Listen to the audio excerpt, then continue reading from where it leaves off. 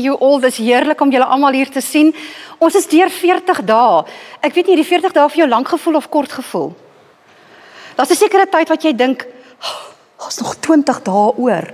En voor jy jou weer kom kyk, dan die Here vir jou so vasgevang en so vasgedruk en so spesiaal 'n tyd met jou gespandeer, dat voor jy jou oë uitvee, dan kom jy by dag 40 en jy amper half jammer, dit is verby.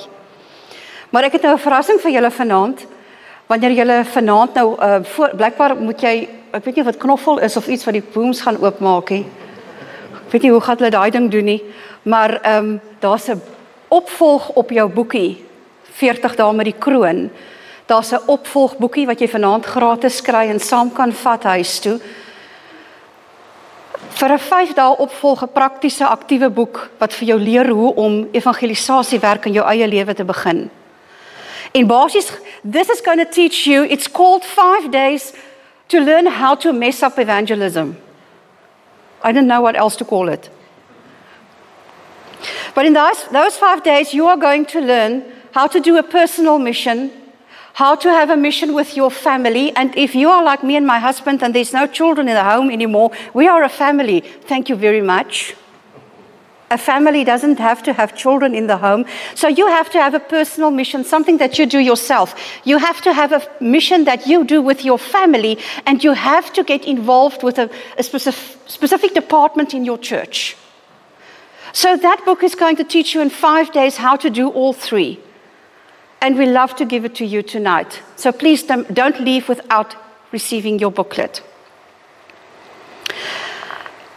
Brandfort se laerskool het presies 333 kinders ingehad toe ek in standaard 3 was, graad 5.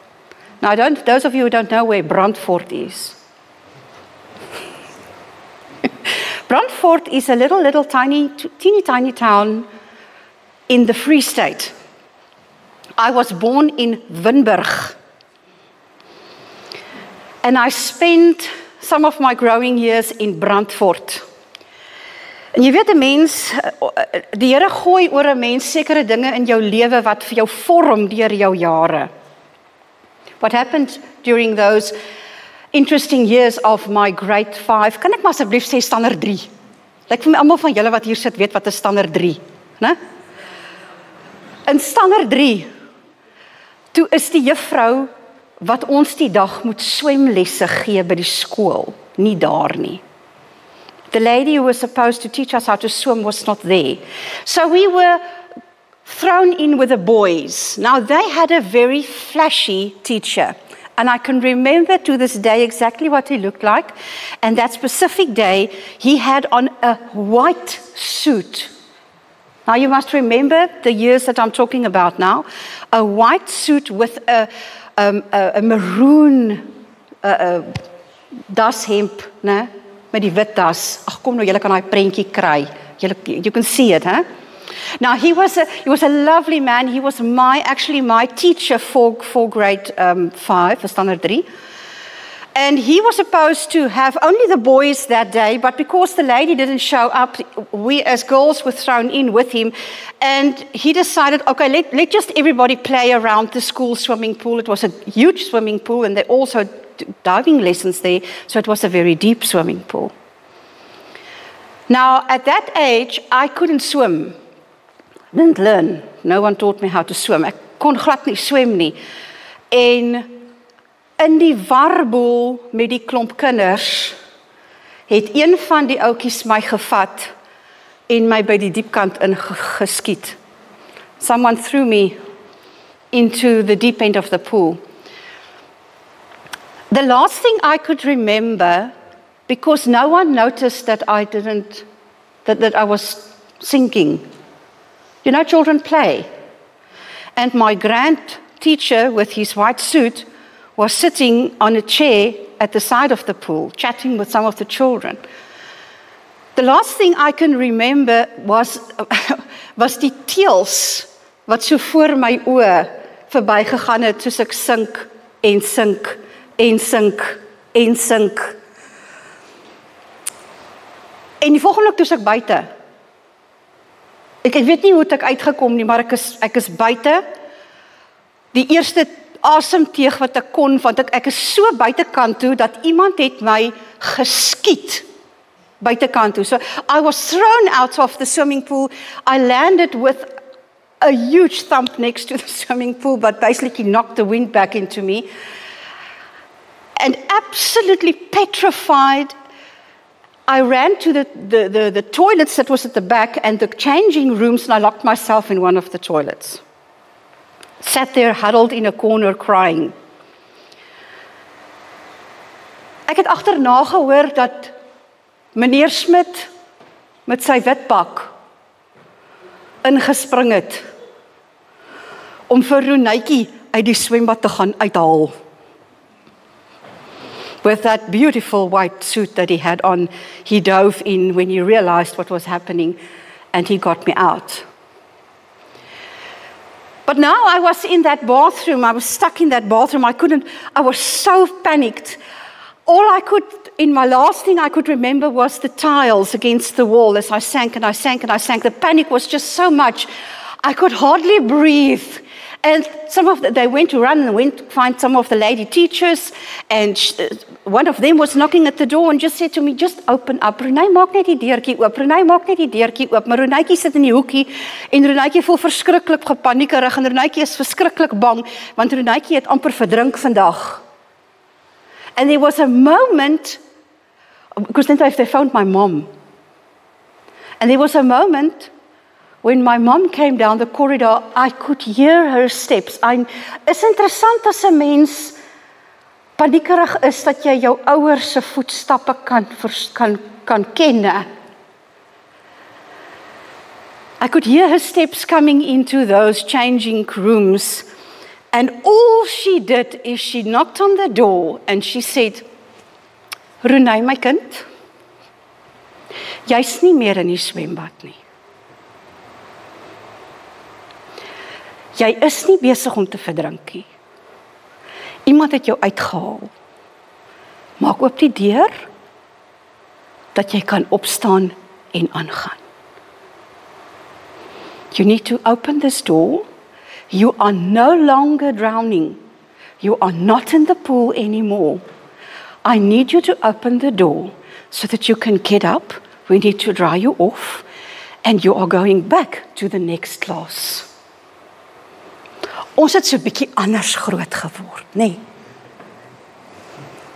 My ma het my daar uitgehaal, sy het my laat sy het skoonklere saamgebring, sy het my laat aantrek en sy het my teruggevat na die volgende klas toe. Ek het gewibber en gebewe van skrik, maar ek het aangegaan met my dag. But that night I started dreaming. I dreamt of the tiles as I sank. I was a grown-up. I would still dream of the tiles as I sank, and my lungs were bursting and I couldn't breathe. I would get those panic moments, feeling them again. And I would hear my mum's voice, Renay, jy's nie meer in die swembad nie. Jy is nie besig om te verdrink nie. Kom oor dit. Klim uit. Trek jou aan, droog jou af, gaan aan, die lewe gaan aan. It took years and years for me to regain that confidence, but within that, something happened a few years afterwards. Someone called an evangelist from the Seventh-day Adventist Church was busy throwing buoys of safety. In the Adventist Church, we call them sowing seeds. Throwing buoys of safety out into the waters, where Renay was busy drowning in the world. En ek het hou vasgekry aan een van daai buoys. En iemand het my ingetrek tot op die boot. But you know what happened next? The little girl in me was frightened and had the panic in the moment that the big bad world is going to get the better of me, for a few years took completely over. En ek was binne in die kerk, ek was binne in die boot, maar ek het nog my boei. Ronay, jy verdrink nie meer nie, jy's nie meer daar buite in die wind en in die weer en in die diep see nie. Jy is nie meer daar nie, het soveel mense vir my moes sê. Because what happens if you keep on clinging to what we think is keeping us safe? We can concentrate on absolutely nothing else. And we remain victims within ourselves. And we become, in essence, useless for the church. Useless for the work of God. Because you see, what I was clinging to was actually something that I was supposed to start using and throwing out into the deep oceans, because there were people drowning, people in the world desperately seeking for salvation. But because I still was the victim inside the church, because I still wanted to cling to everything that hurt me and everything that made me panicked and everything that was just too much to handle, I took the God-given seeds that we are supposed to use for evangelism, alles wat die Here vir my gegee het om siele te gaan red, wou ek net vir myself hou. Dis myne. En ek voel veilig daarmee.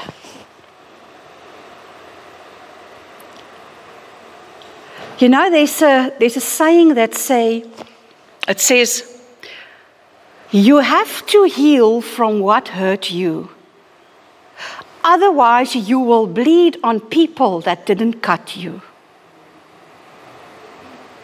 Did you hear what I'm saying? Jy moet heel van dit wat jou seer gemaak het in hierdie wêreld. Want as jy nie heel van dit wat jou paniek bevange maak en dit wat jou seer gemaak het in hierdie wêreld nie, gaan jy begin bloei op mense wat nie die skeure in jou hart veroorsaak het in die eerste plek nie. Maar dis myne en dit laat my veilig voel. It's my Jesus and I share him with no one. He keeps me safe.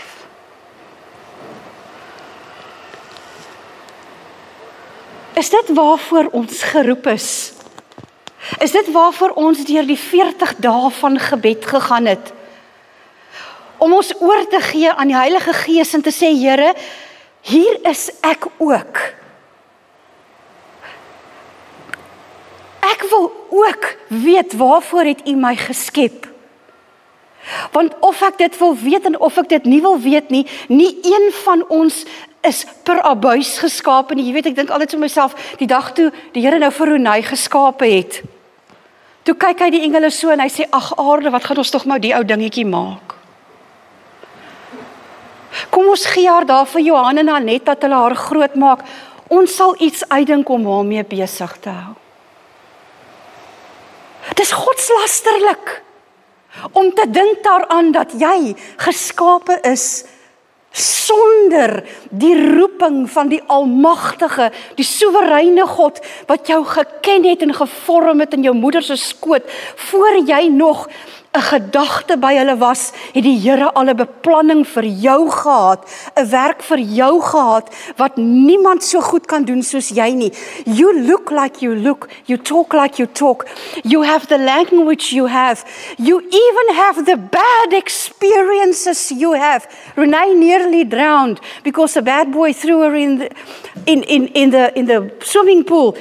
It was a terrible experience. I had terrible nightmares about it, but you even have those experiences because God expects you to use them to testify what He's done for you so that you can in the end become the one that He created you to be. But if you don't let go of hurt, if you don't heal from whatever it is that happened to you, you will start bleeding on people who didn't cut you, and you will in essence become useless for the work of God. Because you're sitting in the church, in a corner, desperately clinging to Jesus, afraid to allow Him to use you to become the vessel of those that are drowning outside. That's actually an interesting concept. Do you realize if we don't heal, others will die? If you and I don't heal from what hurt us so that God can start using us to take what we've received, throw it over the board for those who have to learn how to get to Him, get on our knees next to that rim of the boat, put our hands out, steek jou hand uit en ruk mense uit die water uit waar hulle besig is om te vergaan. As ek en jy nie bereid is om ons eie seer neer te sit nie, sal ander verlore gaan omdat ek en jy nie kan heel nie. God didn't rescue you from the world so that you can just be a survivor. Does that make sense? God didn't just heal you so that you can just become a survivor. Jy weet in Psalm 18, lang nou af, as jy die Engels het sit, it will be verse 16 in the English, verse 17 in the Afrikaans, dan sê die Here, hy het my, David sê vir ons, hy het my uit die hoogte sy hand uitgestrek, hy het my gegryp, hy het my uit groot waters uitgetrek. In English it reads, He reached down from on high and took a hold of me, and He drew me out of the deep water.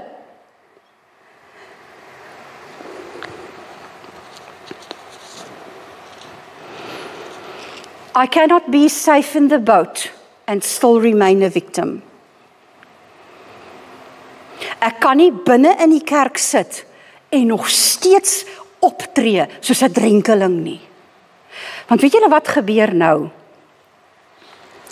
Nou staan jou ander mense wat bereid is om uit te gooi, om mense te gaan soek, om te genees, om hulle te red, om hulle in te trek in hierdie boot in. En die oomblik as hulle so wil skiet, dan sê iemand in die boot, But what about me? Wat van my?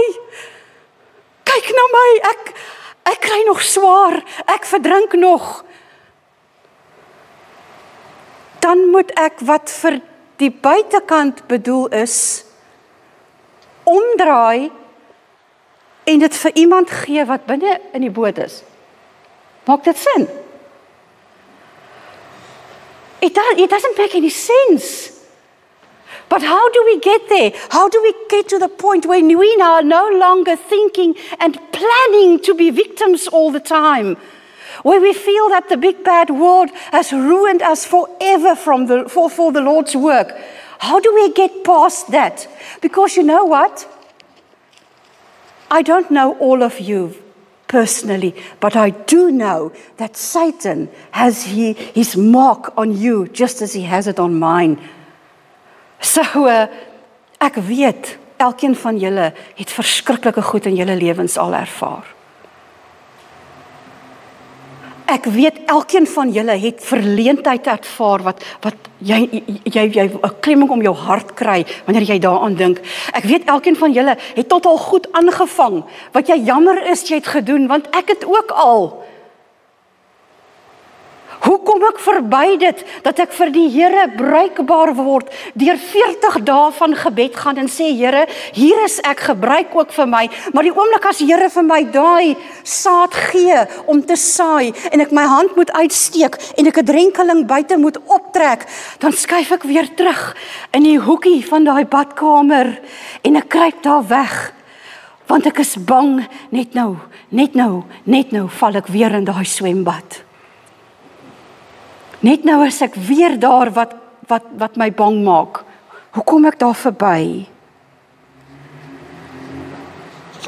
My Here het 'n manier om genesing te bring, wanneer ek hom toelaat om dit te doen. And let me tell you what the first step to proper healing is when we start being grateful for what we have and not what for we lost. Maybe that didn't come out right. When we start being grateful for what we have and not moaning about what we lost. And we lost a lot. Maybe we should be careful that we don't get these victimized views all the time. Because you know what happens is in the end, if we don't heal, you start filtering everything that you experience through your wound. As ons nie genees nie, dan begin ons alles om ons filter deur ons seer kry. En dan begin die wêreld baie donker en baie bleek lyk.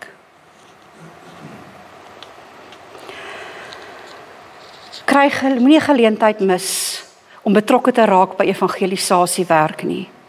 Moenie geleentheid mis om voor die Here te gaan staan en sê, Here, ek is reg. Ten spyte van die chaos in my lewe nou, ek is reg om vir u te werk. Waar wil u hê moet ek betrokke raak nie? Moenie die geleentheid laat verbygaan om te sê, Here, ja, ek is 54 jaar oud. En die lewe het vir my 'n goeie paar knocks al gegee. En ander mense doen alles soveel beter as ek. Maar Here, u het my nie geskape om op hierdie aarde te wees, om hom net te survive nie. Ek is nie veronderstel om net te oorleef elke dag nie. Ek is veronderstel om 'n oorwinnaar te word in die Here.